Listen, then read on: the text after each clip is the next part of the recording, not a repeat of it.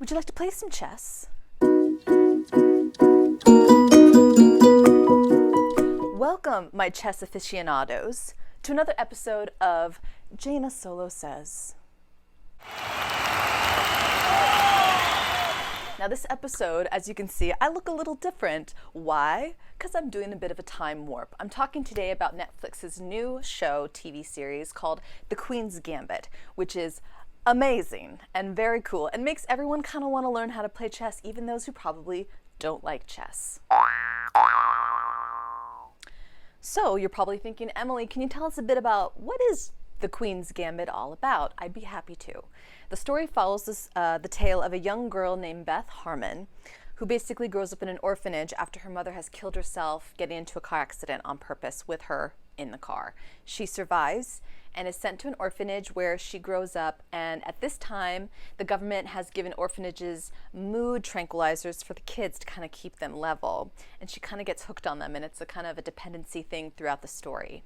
When she's 9, she learns how to play chess because she sees the janitor playing it when she's like buffing erasers to clean them, and is fascinated by the black and white checkerboard and the pieces, and they kind of speak to her. So she somewhat bullies him into playing because he's like, girls don't play chess. And at that time they didn't. But he teaches her how and realizes over time that she's a genius, that she's really good once she understands what chess is. He starts teaching her like really hardcore opening and closing moves that, you know, great masters, grandmasters in chess play, and she's kind of getting everything really quickly. After a while, he realizes she's too good to not tell anyone, so he brings in a buddy of his. They all play chess together as like a hobby, who teaches at a high school, and after watching her play both of them at the same time and winning, he says, can you come to my school and play like my whole chess team of high school boys? And she says, sure, and basically plays, 12 to 15 guys at the same time and wins all the games. So she's a genius. This show is full of really interesting relationships. Her and this black girl she grows up with in the orphanage have a cool relationship. It keeps all these things keep passing the Bechtel test, which is awesome. So they're not just talking about dudes, like guys they like the whole time. They have their own problems, their own struggles. A lot of really great flawed characters. Yes, mostly men, because she's doing a lot of chess tournaments later in the show with guys.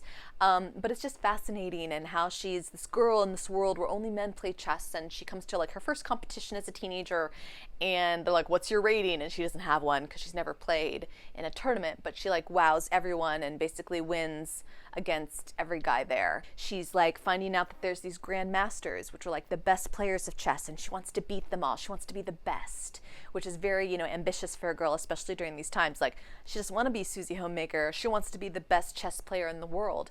And who are the best chess players in the world? The grandmasters, and at the top of that tier, the Russians, who invented the game. So this is like her journey of failure and a lot of success and learning about these people and relationships, and that's kind of, chess is kind of how she connects to a lot of people. And she's a very fascinating character, a lot of them are. So it's definitely worth your time to watch.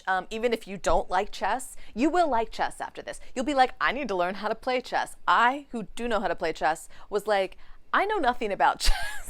Because I know how to play, but this game takes it to a whole nother level, and you just learn so much more like enriching history about it and the competitions that go along with it and the cultures that are attached to it.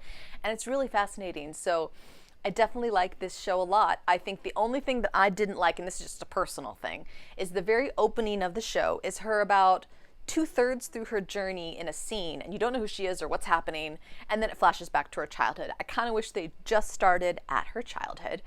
I'm confused at the first part because I'm like, is she a princess? Why are all these flash bulbs going off in her face? I don't know who she is or what's happening and what are those pills for and who's that in the bed, and you know, there's a bit of that. But definitely go watch it. It's pretty much okay for all ages. I don't think there's swearing. There's just like one maybe intimate scene about halfway through. That's still not too bad. Like, just cover your kid's eyes for like 5 seconds and you're fine. Would Jaina Solo suggest you watch this? Jaina Solo says yes. So go ahead and do so. And thanks for tuning in, and we'll see you next time. Bye-bye.